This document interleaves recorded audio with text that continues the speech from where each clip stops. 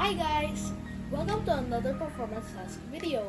In this video, we are going to do a parachute egg drop test. In order to do this, we will make a parachute.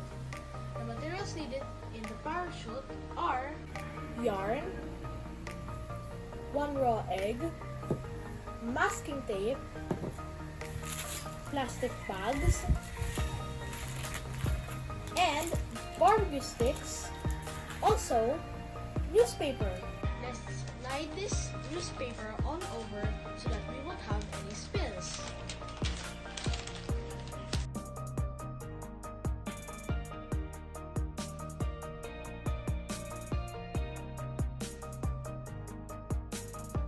First, let's make a circle in this plastic bag.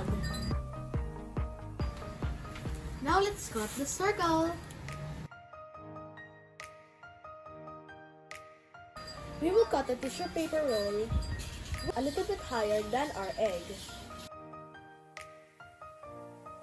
Fourth step is to cut this stick and cut it as the size of the circumference of the tissue paper core. We will put these two sticks in one end of the tissue core to support our egg. Let us poke 2 holes at the other end of the tissue paper core. Let's insert the egg. I have to secure the egg, so I will put sticks outside the tissue paper core.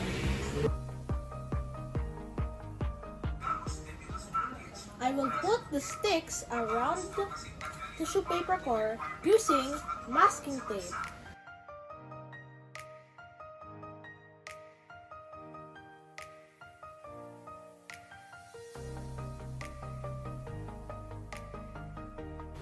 Tenth step, we will poke 4 holes in this circle. Then, we will put yarn on those holes.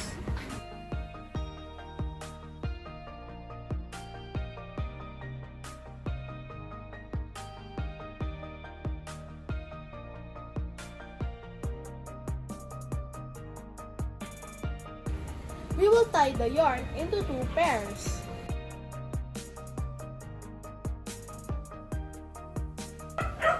Our last step is to connect the yarn from the plastic to the tissue paper core.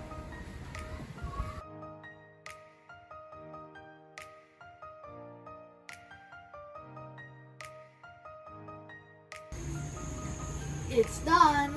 Time to fly!